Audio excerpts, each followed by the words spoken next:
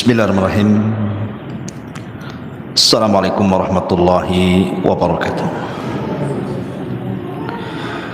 Alhamdulillah wassalatu wassalamu ala Rasulillah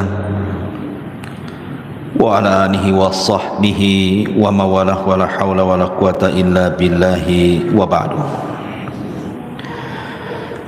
Alhamdulillah, di malam hari ini kita bisa duduk kembali di Masjid Nidaul Ilmi Puting Beliung. Salawat dan juga salam hadiahkan kepada Rasul kita Nabi besar Muhammad sallallahu alaihi wasallam.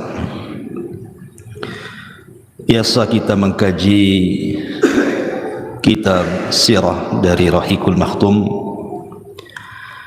Khusus malam ini kita akan membahas tentang beberapa dosa yang dianggap remeh manusia, bahkan tidak disadari bahwa itu sebuah dosa. Dari ucapan-ucapan manusia yang sadar ataupun tidak terkadang terlontar. Dan ini banyak di masyarakat sehingga kita harus luruskan. Karena dosa lisan itu berbeda dengan dosa-dosa yang lainnya. Kata Nabi sallallahu alaihi wasallam, "Ma aktsaru ma yudkhilun nara al-fam wal faraj." Dua lubang yang menjadikan kebanyakan orang masuk neraka itu adalah lisan dan kemaluan. Sampai-sampai dosa lisan ini Allah Subhanahu wa ta'ala mengutus dua malaikatnya untuk mencatat.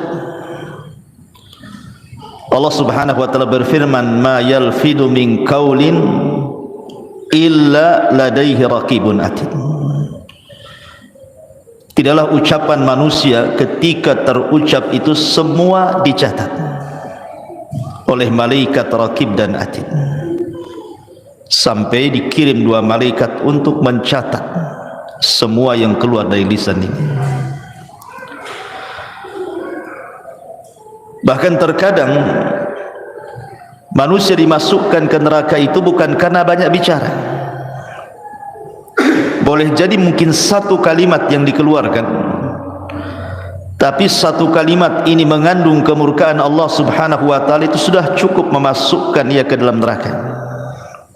Sebagaimana hadis Nabi sallallahu alaihi wasallam, "Wa innal 'abda la yatakallamu bil kalimati min sukhtillahi la yulki laha balan yahwi biha fi nari jahannam." Sungguh ada seorang hamba, kata Rasul, mengucapkan satu kalimat. Lihat, bahasa Rasul satu kalimat, bukan berkalimat-kalimat.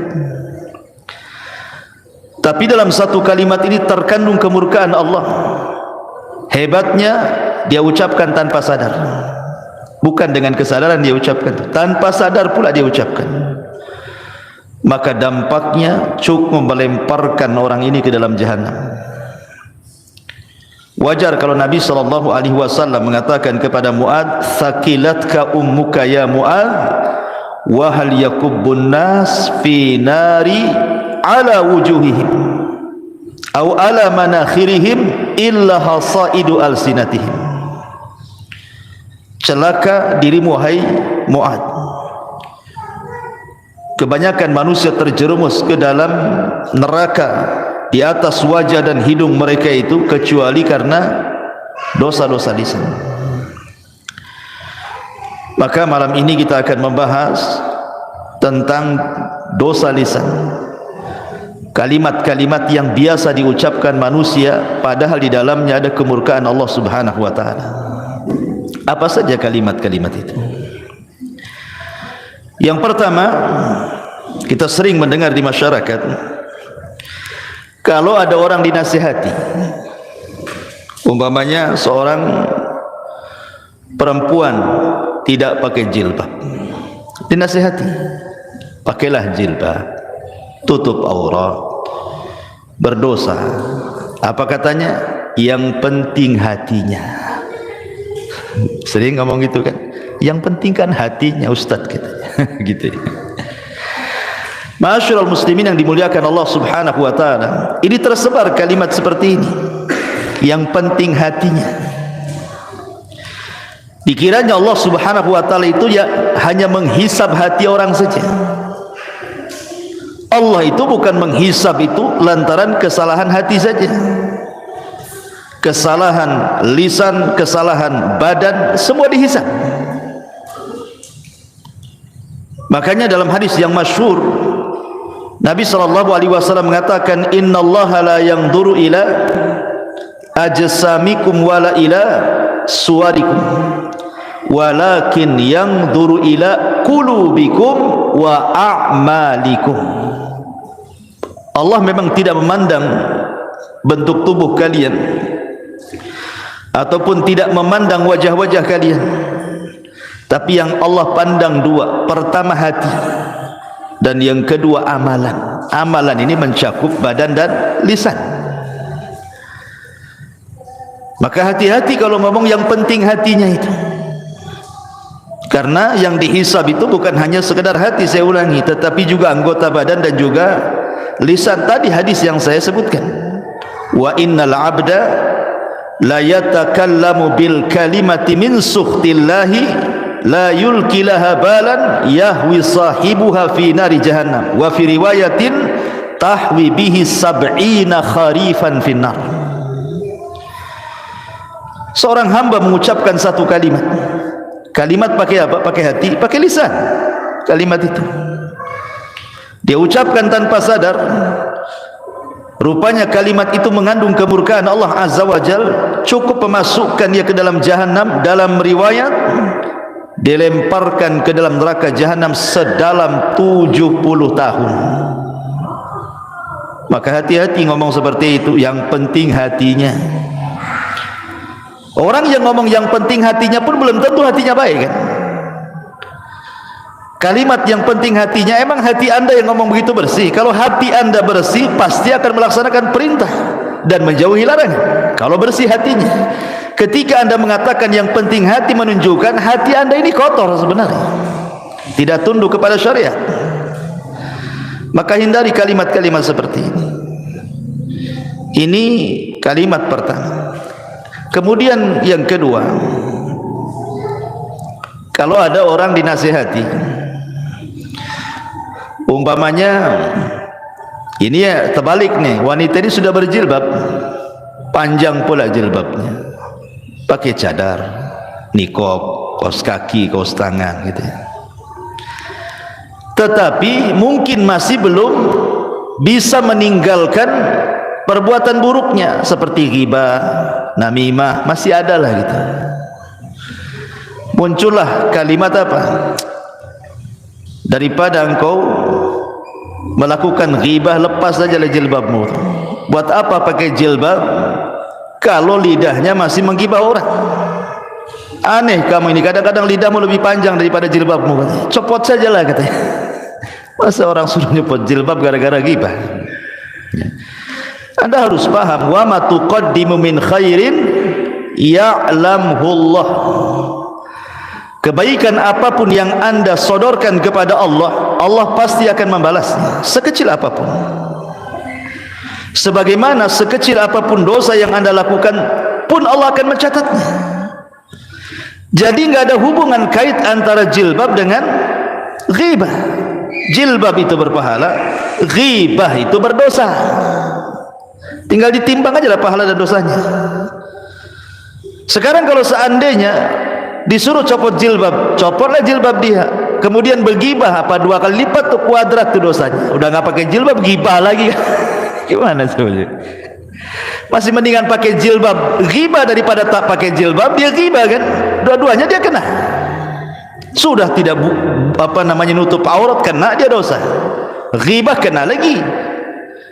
Jadi kalimat-kalimat seperti ini tidak pantas. Cukup dinasihati gibahnya saja, jangan pula suruh lepas jilbabnya. Buat apa pakai jilbab, kelakuannya kayak setan gitu. Ma'asyiral muslimin yang dimuliakan Allah Azza wa Jalla, ini tidak boleh. Atau umpamanya orang-orang yang terkejut,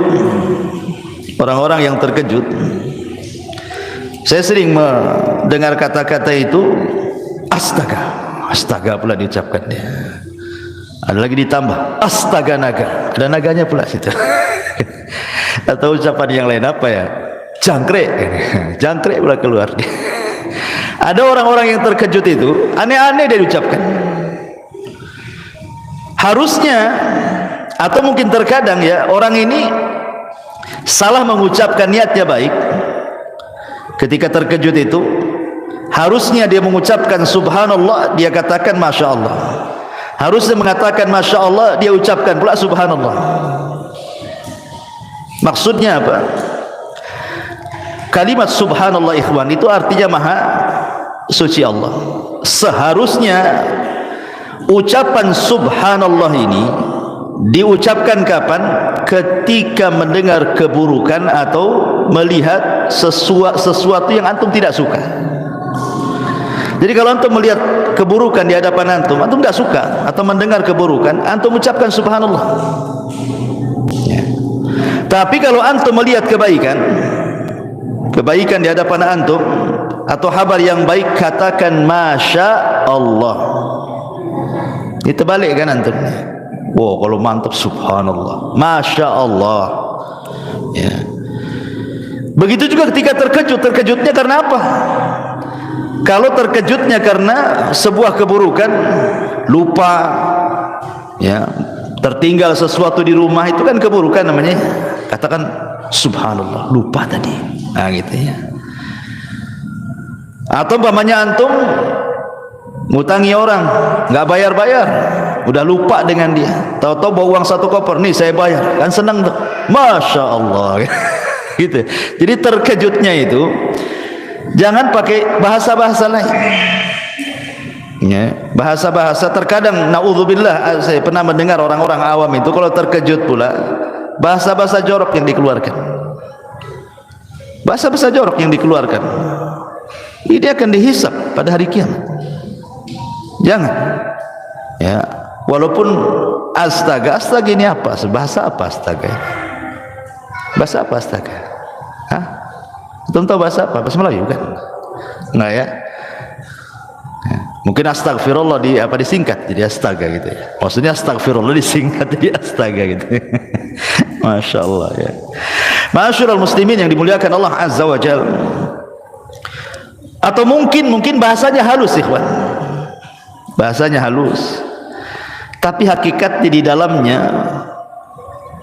tidak layak diucapkan. Contoh umpamanya, ada orang melihat musibah, orang terkena musibah ini ya. Mungkin kemalangan, mungkin anaknya mati, keluarganya ada yang mati gitu, pokoknya musibah lah. Dan kita kasihan dengan dia, karena melihat musibah yang dideritanya, kita kasihan pula sama dia. Akhirnya dia ngomong gimana coba? Nggak layak orang seperti itu dapat musibah tuh. Kasihan katanya. Nggak boleh kawan ngomong seperti ini. Layak tidak layak dalam mendapatkan musibah itu Allah yang menentukan. Antum kira apa semua musibah itu jelek? Tidak. Terkadang musibah itu untuk mengangkat derajat. Karena Nabi SAW yang mengatakan dalam hadis, ma yusibul mu'min min syaukatin wa ma fawqaha illa rafa'ahu Allah. Tidaklah sebuah musibah menimpa seorang mukmin, apakah tertusuk duri atau mungkin di atas itu, terkadang Allah sengaja mengangkat derajatnya. Maka dulu ada orang soleh, dia tidak punya anak kecuali satu. Orang soleh ini tidak punya anak kecuali satu, dan dia sangat mencintai anaknya. Jadi Allah takdirkan anaknya meninggal. Anaknya meninggal, kemudian dikebumikan ke pekuburan. Jadi murid-muridnya orang saleh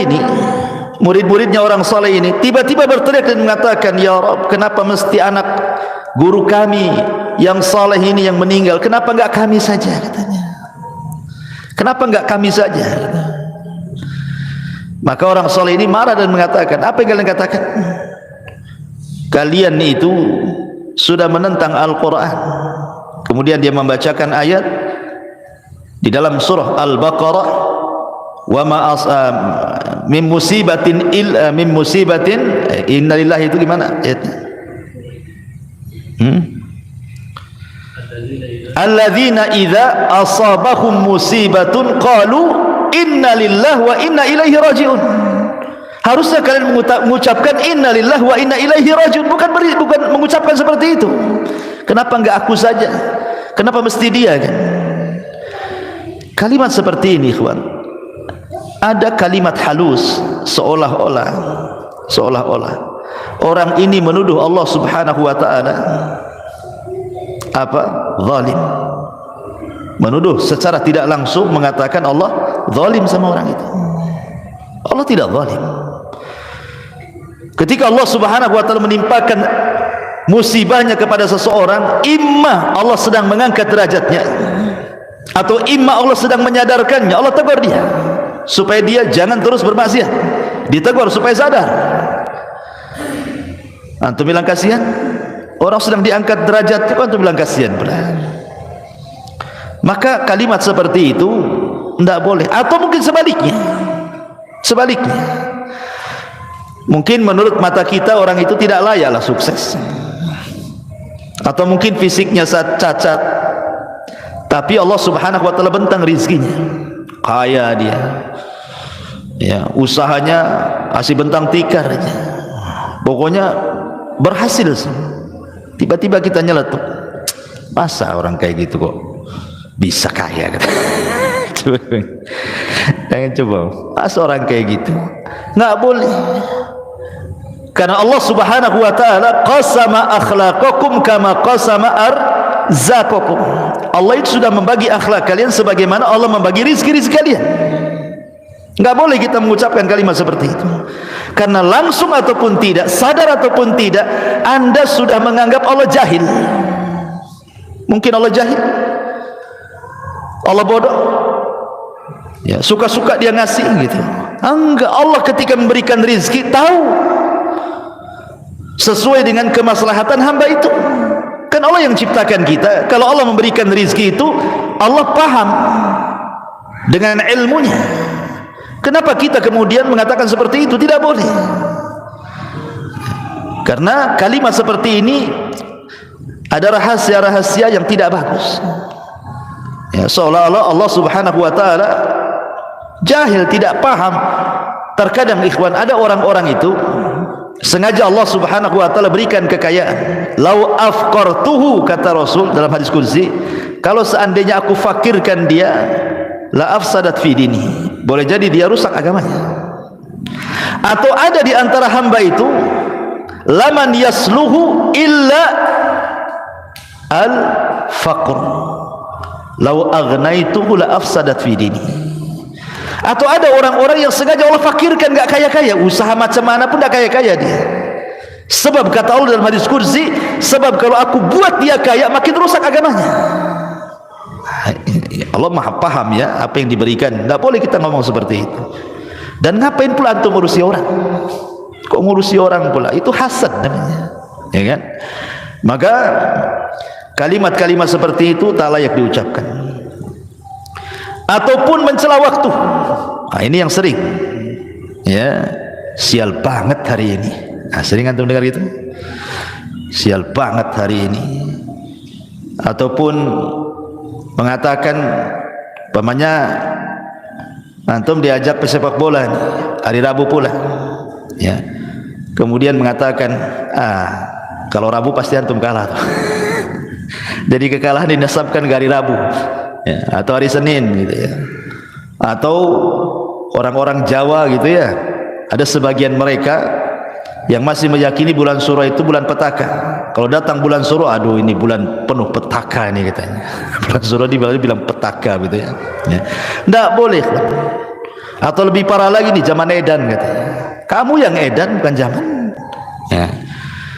Kalimat-kalimat seperti ini tidak boleh. Kenapa demikian? Imam Syafi'i rahimahullahu ta'ala mengatakan, naibuz zaman wal aibu fina wama lizaina atau wama lizamanina aibun siwana. Kata Imam Syafi'i, naibuz zamana wal aibu fina wama lizamanina aibun siwana. Kata Imam Syafi'i rahimahullahu ta'ala, kita mencela zaman, waktu, sedangkan yang tercela adalah kita. Tidak ada aib bagi zaman selain aib yang datang dari kita. Tidak boleh kita mengatakan zaman edan. Zaman itu enggak edan sejak zaman dulu, sejak terbit matahari dulu sampai terbenam, sampai hari ini begitu-begitu saja. Hari berlalu datang, minggu pergi datang, bulan entah kemana datang, tahun, semua sama dari dulu sejak Adam sampai sekarang, ya gini-gini saja waktu. Cuman ada yang makin ke sini, maksud mendekatkan kiamat, maka makin dipercepat waktu itu. Hanya itu saja. Tapi kalau kita celah zaman dengan mengatakan seperti itu, ini sial banget ini hari ini ya. Ini tidak boleh, karena langsung ataupun tidak Anda sedang mencela yang menciptakan zaman, yang membolak-balikan zaman. Kata Rasul, la tasubbu dahra fa inna ma ana dahrun. Jangan kalian cela waktu, aku yang membolak-balikan waktu, kata Allah. Jadi mencela waktu itu sama dengan mencela yang membolak-balikannya siapa? Allah. Allah antum celah ya. Ma'asyiral muslimin yang dimuliakan Allah Azza wa Jalla, walaupun dalam hal ini ulama membagi tentang hukum mencela waktu ini. Kalau maksudnya sekedar memberikan kabar saja, lil khabar saja, umpamanya memang hari ini panas luar biasa, panas sekali, kemudian kita katakan, aduh lelah kali hari ini ya, lelah kali hari ini karena panas, itu tidak apa-apa, karena sifatnya khabar, menghabarkan, tidak ada celaan di sini ya. Yang tidak boleh itu kalau seandainya kita mencela, sial kali hari ini, itu mencela, edan kali zaman ini, itu mencela namanya, itu tak boleh.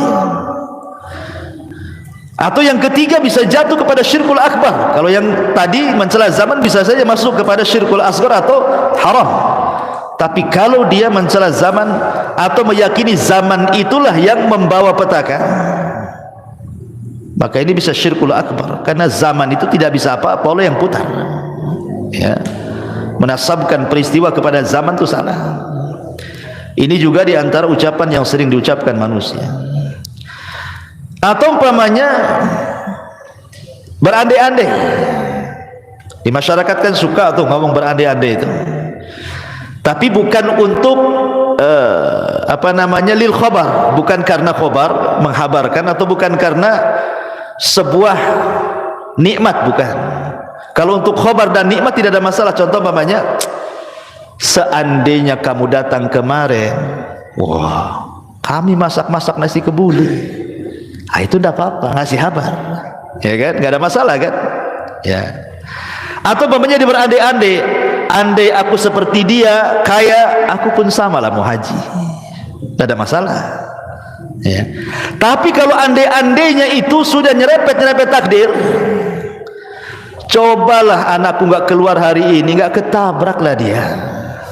Ini kan nggak boleh ngomong gini, karena tidak ada urusan keluar dengan tidak keluar dengan soal kematian. Karena kematian itu memang sudah antrian. Kalau sudah waktunya, la yastakhiruna sa'atan wa la yastaqdimun, pasti tepat waktunya, tidak mungkin mundur, tidak mungkin maju kan. Walaupun anak anda nggak keluar pasti mati, entah kepleset entah apa di rumah kan. Jadi nggak ada urusan kematian dengan keluar atau tidak keluarnya. Maka mengandai-andai seperti ini tidak boleh. Atau juga yang tidak sadar kadang-kadang mengatakan umpamanya, kalau bukan karena dokter ini anak saya mungkin lewat lah. Bayangkan Allah tidak disisakan, Allah kemana? Kenapa mesti dokter itu yang seolah-olah mengobati anak? Gila, kemana Allah? Padahal Allah mengatakan, wa idza maridtu fahuwa yashfin. Kata Ibrahim, kalau aku sakit Allah yang menyembuhkan. Walaupun maksudnya sebenarnya dia yakin Allah yang menyembuhkan, lewat perantara dokter, tapi kata-katanya itu yang masalah itu syirkul asghar namanya, tidak boleh. Apalagi kalau diyakini dokter itu yang menyembuhkan, syirik besar lagi dia. Nah, ini kalimat andai-andai ini bahaya. Andai saya hendak ke sana, tentu nggak akan terjadi seperti ini. Coba saya tadi jalan pulang nggak lewat sini, nggak jatuhlah sini lubang. Nah, itu kan andai-andai kayak gini bahaya. Ya, andai dulu aku tak nikah sama kamu, tapi nikah sama dia, udah sakinah mawaddah saya. Nggak boleh ngomong kayak gitu. Ya, itu sudah takdir Allah Azza wa Jalla. Terima antum. Karena Nabi sallallahu alaihi wasallam yang mengatakan dalam hadis Nabi sallallahu alaihi wasallam, ihris ala ma yanfa'u wasta'in billah wa la ta'jas wa in asabaka syai'un fala taqul law fa'altu kadza lakana kadza fa inna law taftahu amal syaitan. Kata Nabi SAW, semangatlah untuk mencari yang manfaat untuk kamu, tambatkan pertolongan kepada Allah, jangan lemah. Tapi kalau menimpa musibah kepadamu, jangan berandai-andai dengan mengatakan lau seandainya, andai kata, bila mana, ya kurang lebih itu kalimat-kalimat seperti itu. Kalau aku tidak melakukan andai kata aku tidak begini, tentu tidak begitu. Andai kata aku begini, tentu begitu. Nah, itu tidak bisa. Karena andai-andai ini adalah pintu daripada pintu setan. Lalu apa yang harus diucapkan? Walakin kul qaddarallahu wa ma syaa fa'al. Katakan takdir Allah semua. Nah, ini menyangkut takdir masalahnya. Sudah katakanlah ini sudah qadar Allah, selesai. Tenang. Sebab kalau kita sandarkan semua kepada takdir, hilang kesedihan di dada. Tapi kalau dikaitkan dengan andai-andai, makin sakit hati. Andai anak saya nggak keluar, nggak mati, ya udah sakit lah dia, nggak berhenti itu nangis sampai berapa hari itu. Tapi kalau antum katakan semua sudah takdir, selesai dada, lapang semua. Oh, anak saya mati sudah ditakdirkan 500 tahun sebelum Allah menciptakan langit dan bumi, selesai. Ya kan? Jadi kalimat-kalimat seperti ini hati-hati, andai-andai ini, ya. Atau mencela penyakit. Mencela penyakit. Aduh, wah, sial kali penyakit ini, lama kali sembuh. Kan itu kan ada tuh orang kayak gitu. Ya. Saking lamanya sembuh penyakit, dicela-celanya penyakit itu. Di zaman Rasul ada seorang wanita namanya Ummu Sa'id. Ummu Sa'id. Sakit kepala, diikat kepalanya. Karena zaman itu belum ada Paramek. Sekarang sakit kepala minum Paramek, Bodrek atau apa gitu. Diikat zaman dulu tuh. Jadi Nabi SAW heran, malaka ya Ummu Sa'id, ada apa ikat-ikat itu kepalamu itu, kata Rasul itu, kata Musa'ib, al-humma la barakatallahu fiha, katanya. Ya Rasul, semoga tidak diberkahi penyakit demam ini, katanya. Dicelah. Kata Rasulullah, la tasubbil humma, jangan kau celah penyakit wahai Ummu Sa'id. Terkadang penyakit itu apa? Yadhabul khotoya, bisa menghilangkan kesalahan. Demam itu bisa menghilangkan kesalahan kita. Ya, jangan mencela penyakit, sabar. Ya, ma'asyiral muslimin yang dimuliakan Allah Azza wa Jalla. Atau mungkin ada kalimat-kalimat yang tidak beradab, ikhwan.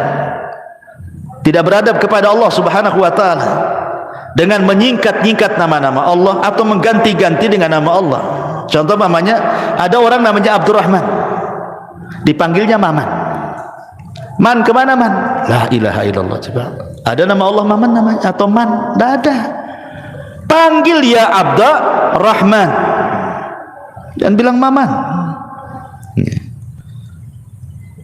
Waktu saya di mana itu, namanya Ulek. Saya kira ulekan, Ulek. Rupanya di KTP Abdullah. Kok Abdullah jadi Ulek itu gimana ceritanya? Orang manggil Pak Ulek katanya. Kok nama itu aneh, Pak Ulek katanya. Bukan Pak Ulek Ustaz. Nih KTP saya Abdullah pula. Kok bisa dari Abdullah jadi Ulek tuh? Gimana ceritanya tuh? Nah, boleh kalau nama Abdullah itu khairul asma, ikhwan. Sebaik-baik nama Abdullah dan Abdurrahman. Sebaik-baik nama loh. Bisa diganti. Jangan lagi itu disingkat aja, enggak boleh. Namanya Abdul Qadir, Abdul Qa, enggak boleh. Teruskan Qadir. Abdul Qadir pula. Namanya Abdul Qadir. Ini tidak beradab kepada Allah namanya. Nama bagus-bagus dikasih orang tuanya, antum pula panggil jelek-jelek gitu. Ya. Abdurrahim jadi Mimin katanya. Kok jadi Mimin pula Abdurrahim itu. Jadi tidak boleh, kadang-kadang orang itu tidak beradab kepada Allah, tidak boleh. Panggil sesuai dengan namanya. Abdullah, ya Abdullah, ya Abdurrahman, ya Abdurrahim, ya Abdul Ghafur. Begitu. Ya. Jangan Abdul Ghafur pur. Repot. Ghafur. Jangan bilang fur, jangankan soal yang seperti ini. Yang lebih kecil daripada itu di zaman Rasul itu ada namanya Hani ibn Kindi. Namanya Hani, sahabat ini. Tapi banyak kaumnya itu kalau ada masalah datang kepada dia dan minta diselesaikan masalahnya. Dan kepiawaian dia mampu pula dia mendamaikan orang bermasalah itu. Jadi kabilahnya kalau ada masalah mesti datang ke dia, dan selalu berdamai. Jadi orang-orang kabilah itu menyebutnya ya Abul Hakam. Namanya Hani ibn Kindi, tapi disebut ya Abul Hakam. Ingat Rasul mengatakan apa? Innallaha huwal hakam wa ilaihil hukm. Allah lah hakam, semua hukum kembali kepada dia. Abul Hakam itu bapak pemutus masalah. Hakam itu artinya. Maka suatu ketika berjumpa dengan Rasulullah, bercerita oleh dia, Rasul, kaumku apabila berselisih mereka datang kepadaku, aku pun berhukum dan mereka pun ridho dua-duanya. Maka orang-orang menyebutnya Abul Hakam. Kata Rasul, apakah kamu punya anak? Ya, punya anak. Berapa? 3. Laki-laki, semua laki-laki. Siapa namanya? Pertama Syureh, yang kedua Muslim, yang ketiga Abdullah. Kata Rasul, anta Abu Syureh, bukan Abul Hakam. Diganti sama Nabi. Karena hakam tidak boleh. Hakam itu milik Allah. Ya. Masyarul muslimin yang dimuliakan Allah Azza wa Jalla. Intinya bahwa tolong beradab, berakhlak kepada Allah. Kalau panggil-panggil nama itu jangan asal panggil. Apalagi itu nama baik. Nama yang menyangkut nama-nama Allah Subhanahu wa taala. Atau ucapan sebagian dokter. Ucapan sebagian terapis kesehatan. Hati-hati Pak Edi, ini suka obati orang. Ini kalau gimana dok, pasien dok? Ya kami ini hanya berusaha, sisanya diberikan sama Allah katanya. Coba Allah kasih sisa pula. Sisanya kepada Allah katanya. Dari awal sampai akhir Allah yang nyembuhkan, nggak ada sisa-sisa. Masa Allah disisain ini gimana? Seolah-olah antum yang paling berjasa, Allah pula sikit sisanya. Akalnya di mana coba? Ya, padahal Allah Subhanahu wa taala jelas-jelas mengatakan kul innal amra kulluhu lillah. Katakan semua perkara itu milik Allah dari awal sampai akhir.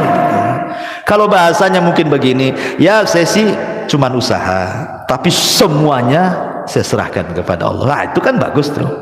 Ini enggak, saya sih ya saya akan usahakan, sisanya saya kasih Allah. Allah disisai dulu. Hati-hati nih yang tukang obat-obat ini kan. Taib. Ini juga masalah. Kemudian juga yang banyak di masyarakat itu menyangkutkan masyiah kepada takdir. Ya, sya'atil aqdar bahasa Arabnya. Mungkin bahasa kitanya ya. Ya, semua atas kehendak takdir. Semua atas kehendak takdir. Ya kalau takdir berkehendak ya jadilah katanya. Takdir ini makhluk Allah. Masa antum kemudian meletakkan masyiah kepada makhluk? Lanjutkan kata-katanya, semua atas takdir Allah. Allahnya jangan tinggal. Jangan dinasabkan kepada takdir saja. Jadi harus dipahami di sini, takdir kan makhluk Allah. Allah yang kemudian memerintahkan untuk mencatat, dicatat di Lauhil Mahfuz. Lauhil Mahfuz makhluk Allah. Nah, kecuali Al-Quran itu kalamullah, tapi catatannya seperti di mushaf ya itu makhluk kan gitu ya, kertasnya makhluk, tapi kalam yang dicatatnya kalamullah. Ya. Jadi ini, dan takdir ini kan sifatnya maknawi, ikhwan. Bukan sifatnya hissi bisa diraba. Takdir itu kan maknawi, tidak bisa diraba. Bagaimana kemudian seseorang hanya meletakkan masyiah kepada takdir gitu? Jangan. Bilang semua atas kehendak Allah. Itu lebih tepat lagi. Ya, taib. Kemudian juga terkadang ada orang yang kadang-kadang marah sama orang, mungkin benci sama orang itu. Akhirnya dia mengucapkan kalimat seperti ini, saya haramkan dia ke rumah saya, katanya. Saya haramkan dia ke rumah saya. Haram saya bagi dia itu. Nggak boleh. Halal haram itu milik Allah. Yang berhak mengatakan hadza halal, hadza haram itu Allah. Kita tidak punya hak mengharam-haramkan orang. Allah tidak mengharamkan orang masuk rumah antum kan gitu. Kecuali kalau seandainya ada orang yang melakukan maksiat, kita katakan haram alaika, haram.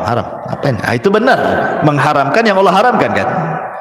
Tapi antum mengatakan haram dia menginjak rumah saya, lah antum mengharamkan sesuatu.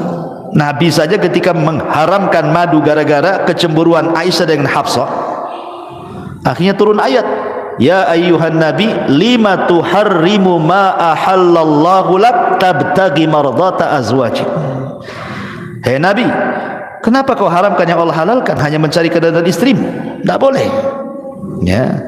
Jadi urusan halal haram itu urusan Allah. Bahasanya pakai jangan bahasa haram lah gitu. Saya tidak suka dia datang ke rumah, kan enak gitu ngomong begitu. Saya haramkan dia ke rumah saya. Jadi dia pula yang mengharamkan gitu. Ya. Masyaallah muslimin yang dimuliakan Allah Azza wa Jalla. Atau umpamanya, saya juga sering mendengar kalau ada anak itu nakal kali, apa kata orang? Dasar anak setan gitu. Kan ada kan orang begitu ya. Oh dasar anak iblis itu gitu. Ya Allah ya Rabb, enggak boleh kayak gitu. Allah mengatakan a antum tazra'unahu am nahnu zari'un.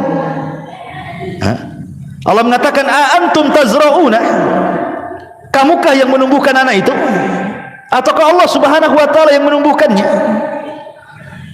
Allah yang menciptakan dia dari anak orang, antum bilang anak setan.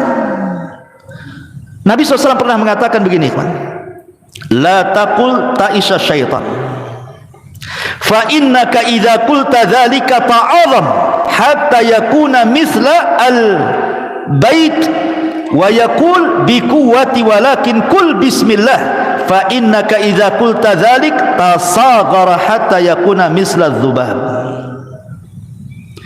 Jangan kamu mengucapkan celaka setan.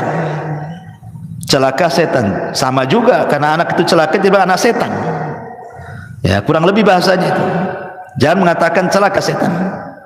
Karena ketika kamu mengucapkan kalimat itu, maka setan akan merasa besar dirinya seperti seukuran rumah. Setan akan membanggakan dirinya, dia jatuh karena kekuatanku. Namun ucapkanlah bismillah, karena jika kamu mengucapkan kalimat itu, setan akan mengecil hingga seperti lalat, kata Rasul. Ya. Jadi ingat, jangan sembarang orang mengatakan anak setan, anak iblis gitu ya. Tak boleh. Itu anak orang itu. Bapaknya tahu marahlah. Ini anak saya, bukan anak setan. Bisa marah tuh. Ya, ini kalimat-kalimat seperti ini tidak boleh. Dan termasuk mencela, tidak boleh. Ya. Ataupun mamanya seseorang membanggakan dirinya, aku lebih baik dari dia lah katanya. Nah, itu sering terjadi tuh. Antar kita aja gitu. Aku lebih bisa daripada dia, lebih hebat, lebih bisa, lebih semuanya. Itu ananiyah namanya. Ini ucapan yang pertama kali ngucap kalimat ini iblis, ana khairun minhu khalaqtani minar wa khalaqtahu min tin. Aku lebih baik dari Adam. Kau ciptakan aku dari api, kau ciptakan dari tanah. Anania, kalau sudah aku ini hati-hati. Ya, ya, anak khairun min, aku lebih baik dari dia. Kecuali kalau tidak menyebut dia, insyaallah kalau saya kerjakan saya lebih baik lah. Tapi saya enggak menyombongkan dengan orang kan. Kalau hanya ngomong begitu saya enggak ada masalah. Kemudian juga melakobi orang dengan lakob-lakob binatang. Itu si babi ya. Kan ada, saya pernah dengar, si anjing, si babi, si goblok, si kerbau, si dungu. Wah, macam-macam di masyarakat ini. Tidak boleh melakobi orang seperti itu. Manusia itu diciptakan laqad khalaqnal insana fi ahsani taqwim. Kok antum pula panggil dengan bahasa binatang? Ya ayyuhalladzina amanu la yaskhar qaumun min qaumin asa an yakunu khairan minhum wala nisa min nisa'i asa an yakuna khairan minhunna wala talmizu anfusakum wala tanabazu bil alqab bi'sal ismul fusuku ba'dal iman. Wahai orang-orang yang beriman, janganlah satu kaum mengolok-olok kaum yang lainnya. Boleh jadi mereka ini para olok-olok jauh lebih baik daripada mereka yang mengolok-olok, dan jangan pula perempuan-perempuan mengolok-olok perempuan yang lain. Boleh jadi perempuan yang diolok-olok lebih baik daripada yang mengolok-olok, dan jangan pula kalian saling mencelah dan memberikan lakob-lakob buruk sama orang. Nggak boleh. Ini kan kasar ya, si anjing, si babi, si dungu, si goblok, si ya Allah ya, ngeri itu kalimat-kalimat itu. Jangan seperti itu. Mencela fisik orang saja tidak boleh. Apa bahasa trennya itu? Body apa? Shaming. Ya, itu kan pernah viral juga ya, body shaming itu ya. Ya kan ada ya dulu ya. Sampai saya dengar ada aturan negara itu keluar gara-gara body shaming itu kan. Ya gimana coba? Mau tembem pipinya kok kayak bakso. Gara-gara tembem dibilang bakso pipinya. Atau pipi kok di pinggang katanya, karena pinggangnya mungkin tembem gitu. Subhanallah, la haula wala, gigi kayak gergaji gitu ya, karena lubang-lubang gitu ya. Itu janggut apa akar siwak gitu. Subhanallah ikhwan, body shaming tidak boleh. Antum mencela body orang itu sama dengan mencela yang menciptakannya. Tidak boleh. Di zaman Rasul ada seorang namanya sahabat Abdullah bin Mas'ud radhiyallahu anhu. Abdullah bin Mas'ud ini naik ke atas pohon kurma. Pohon kurma. Dia kan kurus sekali, kurus ceking Abdullah bin Mas'ud itu. Jadi betisnya itu kayak kulit berbalut tulang saja, atau tulang berbalut kulit saja, enggak ada dagingnya. Naik dia ke pohon kurma, datang pula angin, tersingkap pula betisnya. Semua sahabat mentertawakan betisnya Abdullah bin Mas'ud karena kecilnya. Dari as-sabiqun al-awwalun. Marah Rasul dan mengatakan walladzi nafsi biyadihi la tadhaku, katanya. Kemudian Rasul mengatakan lahuma, maksudnya betisnya Abdullah bin Mas'ud, asqal fil mizani min jabalil Uhud, kata Rasul. Jangan kalian mencela betisnya, kedua betis Abdullah bin Mas'ud. Abdullah bin Mas'ud, kalau ditimbang kedua betis itu di hadapan Allah, itu gunung Uhud tidak lebih berat daripada kedua betisnya, katanya. Artinya dua betis Abdullah bin Mas'ud jauh lebih berat kalau ditimbang di hadapan Allah daripada gunung Uhud. Tidak boleh. Ya, body shaming itu tidak boleh. Mencela fisik orang. Ya, ketinggian pohon kelapa kan itu. Kependekan cebol atau apa istilahnya kan. Di masyarakat kan banyak tuh. Ya, bahasa-bahasa yang kadang-kadang ngeri gitu. Gemuk bilang gajah kan itu. Coba yang kan. Gemuk dibilang gajah, ya. Kurus dibilang apa tuh? Apa istilahnya kurus tuh? Ceking kan itu. Nah, kalau ceking bahasa lain dari kurus ya tidak apa-apa lah kan. Nah, kalau kurus mau dibilang apa namanya? Ya itu tuh lidi, badan kayak lidi, nggak boleh itu. Ya, body shaming itu tidak boleh, haram dalam Islam. Makanya saya setuju juga negara buat pasal-pasal seperti ini ya. Taib. Kemudian juga yang lain, tatayur. Seperti orang mengatakan, wah malam ini pas ada yang mati nih, katanya. Kenapa? Nampak ada burung hitam di atas, katanya. Itu tatayur, tidak boleh. Menasabkan kematian kepada burung. Kemudian mata kiri berkedip-kedip. Aduh, sial nih kayaknya. Kenapa? Mata kiri berkedip-kedip. Apa urusan sial dengan mata berkedip yang kiri? Tapi kalau giliran tangan kanan pula yang kesemutan, wah ini pasti rezeki datang ini. Senang. Tidak boleh, ini namanya tatayur. Tatayur itu tidak boleh. Atiyaratu syirkun, atiyaratu syirkun, atiyaratu syirkun, kata Rasul. 3 kali Rasul mengatakan tatayur itu syirik, syirik, syirik. Tidak boleh menasabkan sesuatu kepada benda atau menganggap sial ataupun untung kepada sesuatu yang dilihat, didengar, dimimpikan. Kadang-kadang mimpi jelek dibilang dapat musibah. Mimpi jelek dari setan. Kalau mimpi jelek dari setan artinya tidak mungkin terjadi. Jangan dipikirin. Gara-gara orang stres, gara-gara mimpi buruk. takut tertimpa musibah, takut tertimpa musibah. Enggak. Mimpi buruk itu hanya sekedar mimpi, tidak mungkin terjadi dalam kehidupan nyata. Karena itu datang dari setan. Lain kalau mimpi baik datang dari Allah. Boleh diceritakan, dapat takwil bagus, mudah-mudahan diaminkan, dapatlah apa yang dicita-citakan, kan gitu. Tapi kalau mimpi buruk semua dari setan dan enggak akan mungkin terjadi dalam kenyataan. Kan dari setan. Atau ghazwatul fikri, karena banyak pikiran ke bawah mimpi. Ke bawah mimpi banyak pikiran tuh. Banyak hutang, ke bawah mimpi, akhirnya ditagih pula dalam mimpi. Kepikiran kan itu ya. Ya, itu tidak akan terjadi. Ghazwatul fikri itu atau dari setan. Yang memungkinkan terjadi itu kalau mimpi baik. Nah, mungkinlah cerita, karena memang Rasul yang nyuruh mimpi baik. Ya. Kemudian juga kadang ada orang-orang yang masih menasabkan kepada bintang, mungkin usahanya si gulung tikar gitu ya, nggak pernah sukses. Tanya kawannya, kamu itu lahir bulan apa sih sebenarnya sih? Mei. Patah saja, kambingnya kayak kerbau katanya. Kambing domba tuh katanya, bintang apa tuh? Ya. Atau mungkin orang cerewet kali itu, jangan kamu lahir nih bintang kalajengking nih, suka nyengat orang. Gitu ya. Nggak bisa tuh ngomong kayak gitu dikait-kaitkan dengan bintang, karena ini nggak boleh, ini nujum. Nabi SAW mengatakan, man iktabasa ilman minan nujum faqad iktabasa syu'batan minas sihri zada ma zada, kata Rasul. Siapa yang memperdalam ilmu perbintangan, maksudnya ilmu taksir bukan tasir. Kalau tasir tidak apa-apa kayak digunakan BMKG, tapi kalau taksir, bahwa bintang memberikan pengaruh kepada peristiwa bumi, itu yang tak boleh. Siapa yang mempelajari ilmu perbintangan untuk ilmu taksir, maka dia sama dengan mempelajari sihir, makin dalam makin kufur dia. Hati-hati.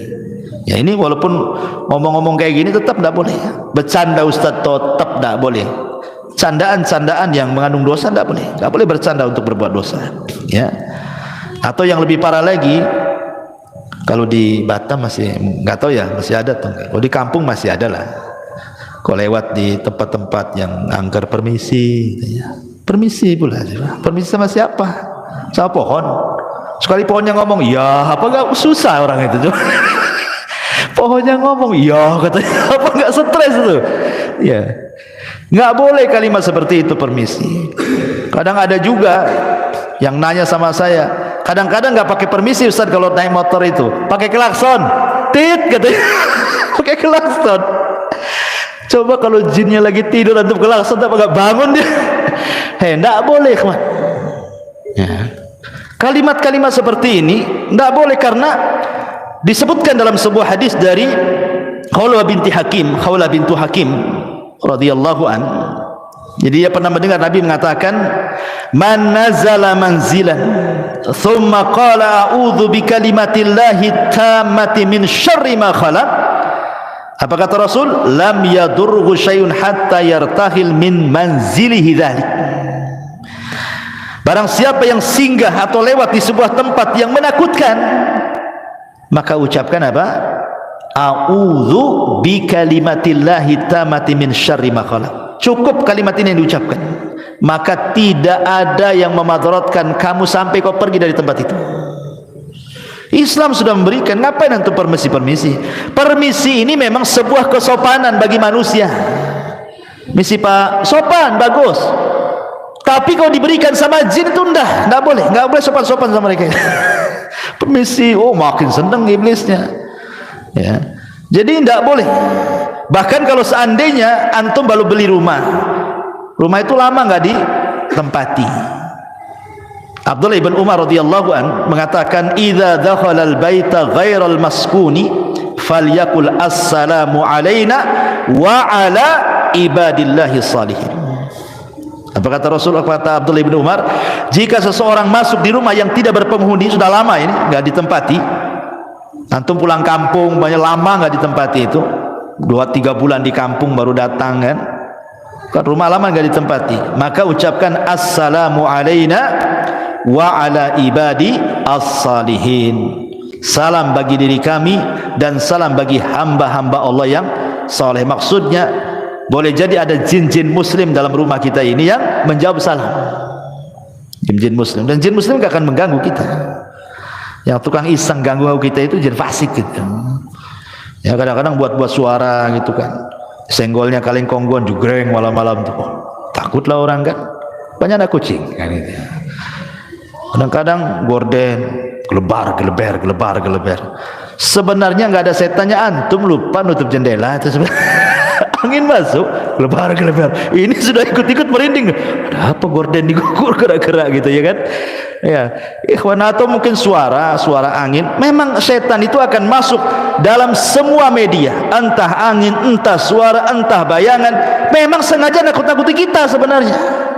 Makanya kata Nabi SAW, kalau antum lewat ke sebuah tempat yang menakutkan dalam rumah, cukup menyebutkan bismillah wala tubali, kata Rasul.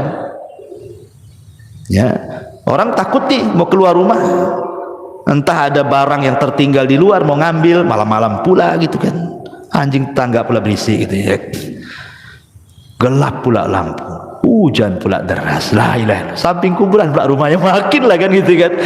Jadi cukup mengucapkan bismillah, jangan pedulikan. Atau ibu-ibu ini mau ngambil sesuatu di dapur, haus, malam-malam, jam 1 bangun, listrik mati, penerangannya pakai handphone aja ya. Kemudian di center gitu, mana nih minuman letak di mana, mulai takut. Maka kata Rasul, bismillah, jangan pedulikan di dapur, ambil air, bergegas. Kalau takut lari kan itu ya. Tapi jangan ditabrak-tabrak pula. Minum sudah selesai, bismillah. Takut kepada setan tidak syirik, karena setan itu musuh kepada kita, sama dengan kita takut sama orang jahat, tidak syirik ya. Ada orang ngancam kita, saya bunuh kamu, wajar kita takut ya. Takut sama setan juga wajar, karena setan musuh kita. Yang tidak wajar itu kalau kemudian kita ladeni mereka. Browsing dia, setan takut sama bawang gantung katanya. Gantunglah semua bawang itu di pintu, sama garam disebarlah, habislah debu dapur. Ikhwan, sayang kan? Itu apa coba? Atau teriak-teriak, siapa di dapur? Sekali ada yang jawab, apa antum gak stres? Kan itu. Jadi tidak boleh, nggak usah, kata Rasul, jangan dipedulikan, cukup baca basmalah saja. Beranikan, karena hakikatnya mereka juga takut dengan kita, sebagaimana kita pun takut sama dia sebenarnya.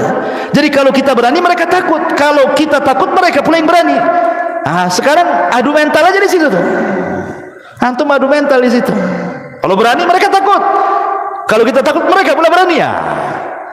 Tapi jangan pula uka-uka antum tes keberanian itu. Yang kesurupan lah antum. Uka-uka di Barelang sana. Banyaklah kesurupan. Apa yang pula antum ganggu sarang jin pula? Ya. Bukan itu uji mental, uji nyali itu.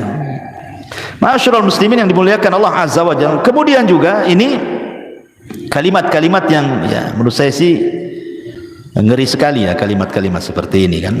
Sebaiknya jangan diucapkan ya. Izin kepada jin lewat permisi ya, maka itu dilarang dalam Islam, karena bagaimanapun bagi seorang yang muwahhid tidak pantas takut kepada setan. Takut itu hanya diberikan kepada Allah Subhanahu wa ta'ala ya. Kemudian juga kalimat sumpah, demi bapakku ya kan, demi ibuku tolonglah, tidak boleh. Bersumpah kepada selain Allah, apakah kepada ibu bapak kita, dilarang dalam Al-Quran. Allah mengatakan di dalam Al-Quranul Karim, ala innallaha, dalam sebuah hadis, dalam sebuah hadis yang dikeluarkan Bukhari dan Muslim, Nabi mengatakan, innallaha yanhakum an takhlifu bi abaikum, faman kana halifan falyakhlif billahi aw liyasmut. Kata Nabi, Allah melarang kalian untuk bersumpah kepada bapak moyang kalian atau kepada bapak-bapak kalian. Kalau hendak bersumpah, maka bersumpahlah kepada Allah. Demi Allah, jangan demi bapakku, demi ibuku, nggak boleh. Ustaz, demi cintaku padamu gimana? Ya. Ya, kalau itu jadi sumpah tidak boleh. Kalau itu maksudnya sumpah. Demi cintaku lo dimaksudkan sumpah, tidak boleh. Syirik asghar tidak boleh. Karena Rasul mengatakan falyahlib billahi aw liyasmut. Bersumpah kepada Allah, kalau tidak bisa diam. Kalau tidak bisa diam. Ya. Ini juga hal-hal yang terkadang di masyarakat itu sering kita mendengarnya. Apalagi kawan ya, biasanya yang sering antum dengar apa lagi? Ada antum dengar istilah-istilah lagi di masyarakat. Ya. Ini yang saya catat aja ya. Lah kalau yang seperti ini aja terlarang. Apalagi lebih daripada ini. Mencela Allah, mencela Islam, mencela Al-Quran. Masyaallah muslimin yang dimuliakan Allah Azza wa Jalla. Kapan hari saya dengar YouTube itu ya? Ya. Jadi di YouTube itu ada orang yang mencela seolah-olah mungkin dia melihat ada kelakuan beberapa umat Islam, kelakuan mungkin menurut pandangan dia tidak sesuai dengan syariat. Akhirnya dia mengatakan, kalau Islam kayak gitu lebih baik aku kafir, katanya. Ini enggak boleh kawan kalimat ini. Masa mendoakan kekafiran seperti itu? Enggak boleh. Seolah-olah kemudian mengeneralisir semua orang kayak dia kan itu. Ya kalau memang dia saja salahkan. Jangan kalau Islam kayak dia kan enggak akan saya masuk Islam, saya kafir aja katanya. Sampai kemudian mengatakan sejak kapan Nabi Muhammad itu agamanya Islam tuh. Otak di mana otak jadi dengkul gini ya. Masyaallah muslimin yang dimuliakan Allah Azza wa Jalla. Kok bisa dia mengatakan seperti itu? Liberal. Pemahaman liberal ikhwan. Dengan mengatakan mana sejak kapan Nabi Muhammad itu Muslim? Bukan liberal, maunya itu menyamakan semua agama kan begitu. Allah mengatakan faqulu syahadu bi anna muslimun. Faqulu syahadu bi anna muslimun. Katakan saya ini muslim, berserah diri itu artinya. Karena Islam itu artinya berserah diri. Ya. Dan makna Islam itu salah satunya apa? Bara'atu minasyirki wa ahli. Berlepas dari kesyirikan dan para pelakunya. Kalau semua agama sama, tidak sama. Karena di antara makna Islam itu adalah bara'atu minasyirki wa ahli. Berlepas dari kesyirikan dan para pelakunya. Sekarang Nasrani, di mata kita mereka musyrik. Karena menyatakan Isa itu Tuhan, menyekutukan kan. Yahudi kita katakan bukan hanya kafir juga gitu. Ada bau-bau musyriknya mengatakan Uzair itu anak Allah. Allah mengatakan qul huwallahu ahad, Allahus samad. Lam yalid wa lam yulad wa lam yakul lahu kufuwan ahad. Allah yang mengatakan lam yalid wa lam yulad, dia pula yalid yulad. Gimana ceritanya? Ya.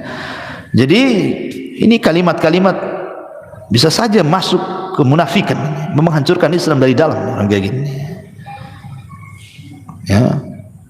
Itu loh yang kribo-kribo tuh. Ya, yang ngomong tuh ya. Masyaallah muslimin yang dimuliakan Allah Azza wa Jalla. Ataupun seseorang mengaku memiliki nasab kepada Nabi, tetapi sebenarnya tidak ada bukti nasab dia kepada Nabi. Saya ini loh Habib juga loh. Nah, saya Habib, saya ini dari kabilah Asegab atau kabilah apa gitu ya. Nah, biasanya kan hanya ngaku saja, nggak ada buktinya. Maka Nabi SAW mengatakan manidda ila ghairi abi wa huwa ya'lam annahu ghaira abihi fal jannatu alaihi haram, kata Rasulullah. Barang siapa yang mengaku nasabnya kepada selain ayahnya padahal dia tahu dia bukan ayahnya, sorga bagi dia haram. Haramkan sorga, hati-hati. Jangankan itu, orang berdusta dalam mimpi, dia sebenarnya tidak pernah bermimpi, tapi dia berdusta, saya bermimpi begini, padahal nggak pernah bermimpi. Maka Rasul mengatakan itu sedusta-dustanya kedustaan orang yang berdusta dalam mimpinya. Itu saja nggak boleh ya. Apalagi kemudian sampai berdusta atas nama Al-Quran, berdusta atas nama hadis dengan meriwayatkan hadis-hadis palsu. Ini bulan Rajab banyak nih, hati-hati nih. Bulan Rajab ini tidak ada ibadah khusus, tidak sholat malamnya, tidak puasa sunnahnya, tidak baca Qur'annya, tidak ada ibadah khusus. Walaupun semua ibadah diberikan pahala besar, maksudnya ibadah rutinitas yang kita lakukan, tapi kalau dikhususkan itu hadisnya kalau tidak maudhu, dhaif. Dhaif dan maudhu antara itu saja. Kata Syekhul Islam Ibn Taimiyah rahimahullahu taala. Tiba-tiba kemudian sekarang banyak berseliweran itu di medsos atau kadang-kadang khatib Jumat yang tidak paham disampaikan pula hadis-hadis palsu. Kan bahaya, kawan. Kata Nabi SAW dalam hadis Nabi SAW, inna kadhiba alayya laisa ka kadhibi ala ahad wa man kadzaba alayya muta'ammidan falyatabawa maq'adahu minan nar. Berdusta atas namaku, kata Rasul, jangan samakan dengan berdusta sama kalian. Karena siapa yang berdusta dengan sengaja atas namaku, silahkan ambil tempat duduknya, masuk ke neraka sana. Keras, ya kan? Nabi SAW sampai keras dalam masalah ini. Masyaallah muslimin yang dimuliakan Allah Azza wa Jalla, belum lagi laknat di masyarakat kan banyak sekali mudah-mudah melaknat. Dikit-dikit bilang goblok, dungu, setan, macam-macam, ya kan? Ucapan-ucapan itu makin di orang awam biasa kalimat itu kan. Tapi kita orang yang sudah ngaji ini takut mengucapkan kalimat itu.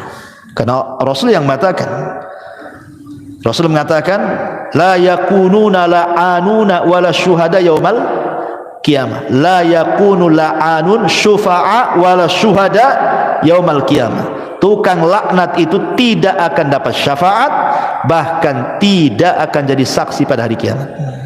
Diharamkan syafaat bagi dia. Naudzubillah. Pada orang di yaumul akhir itu syafaat diperlukan, karena itu yang bisa menyelamatkan. Ini orang pelaknat ini tidak akan dapat syafaat. Berarti hanya satu dapat, rahmat Allah. Dia kalau dapat rahmat, ya, dia bisa selamat. Kalau tidak, habislah dia kan itu. Maka dan banyak lagi lah ini yang bisa saya rangkum dari ucapan-ucapan manusia yang kadang-kadang tidak sadar kita ucapkan. Rupanya di balik itu ada kemurkaan Allah Subhanahu wa taala. Wallahu a'lam, mudah-mudahan ada manfaatnya. Ini yang bisa saya sampaikan. Subhanakallahumma bihamdika asyhadu an la ilaha illa anta astaghfiruka wa atubu ilaik. Allahu taala alam. Assalamualaikum warahmatullahi wabarakatuh.